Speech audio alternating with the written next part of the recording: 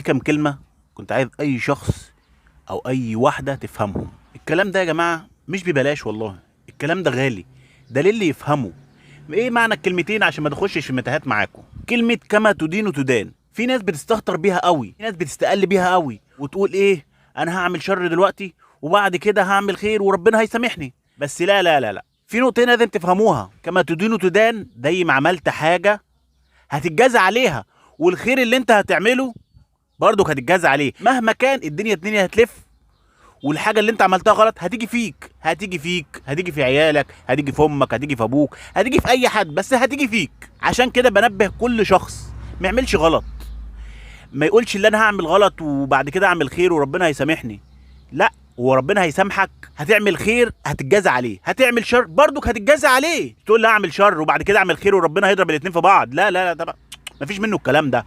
هتعمل خير هتتجازى عليه، هتعمل شر هتتجازى عليه. في نقطة لازم انا افهمها لكل شاب وكل بنت في ايام المراهقة، في ايام اللي احنا فيها دي. ايه هما الكلمتين؟ مش معنى اللي انت مخطوبة او متجوزة او انت في علاقة بتحبي اي كان، اللي انت لازما تبقي مع الشخص الصح، مش تبقي مربوطة هنا ومتجوزة هنا ومخطوبة هنا وانت مش عارفة راسك من رجلك.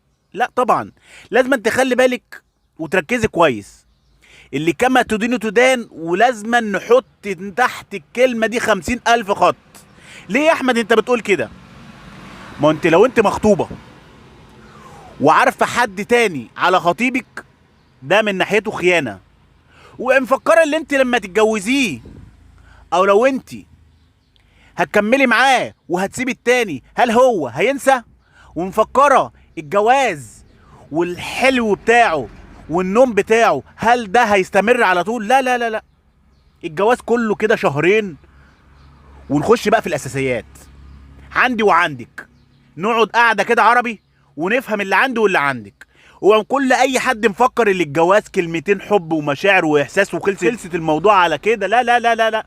الجواز ده مسؤوليه، للي يفهمه، للي يعرفه، اللي هيشيله، للي هيخش صح. اوعى مفكر ان انت مراهقه دلوقتي، اللي انت فاهمه نفسك، اللي انت اوعى وشك يلا ده ناخد 10 رجاله في وشي. لا لا لا لا لا لا، يروح الجمال ويرجع القرد على حاله. والله العظيم بقول لكم كده.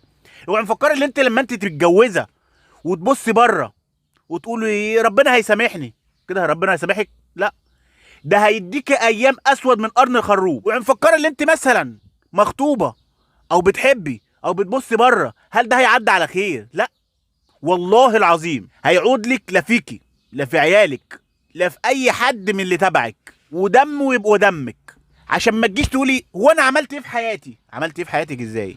ده انت عملت جريمه، يعني القانون مش هيحاسبك بس ربنا موجود، ربنا اللي شايفك، ربنا اللي اكبر من الدنيا دي كلها. لازم ان كل شخص وكل واحده تفهم اللي الغلط اللي بتعمله ربنا شايفها وهيجازيها. ما تقولش انت بتعملي خير، لا، مفيش حاجه اسمها كده.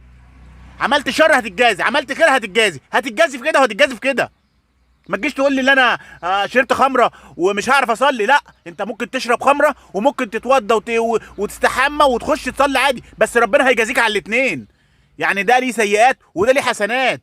هو مفكر ان ربنا ده صغير وعقله صغير، لا لا لا لا لا، ده ربنا عقله كبير قوي وهيجازي اللي عمل خير واللي عمل شر. ما تقولش هتضرب الاثنين في بعض، مش عسل هو تطحنوا في بعض يعني، لا، مش سلطه هي. زي ما عملت شر هتتجازى، زي ما عملت خير هتتجازى. انا بنصح كل واحد يفهم ويستوعب اللي هو بيعمله ده صح ولا غلط. هل ربنا شايفني ولا ايه النظام، ولا اللي انا بعمله ده غلط، ولا الانسان اللي معايا ده هيعرف يكمل معايا، هيحترمني، هيسن، هي حاجات كتير قوي. لازم نفهم الكلام ده كويس يا جماعه. والله انا بلوم كل شخص مش عارف اللي فيه ربنا شايفه، انا بلوم كل شخص اللي مش عارف اللي ربنا هيحاسبه. والله اللي هيعمل غلط هيتحاسب واللي هيعمل صح هيتحاسب. ما تقولش الاتنين في بعض ونضرب سلطه. ها، احلى مسا عليكم ده لو فهمتوا الكلام.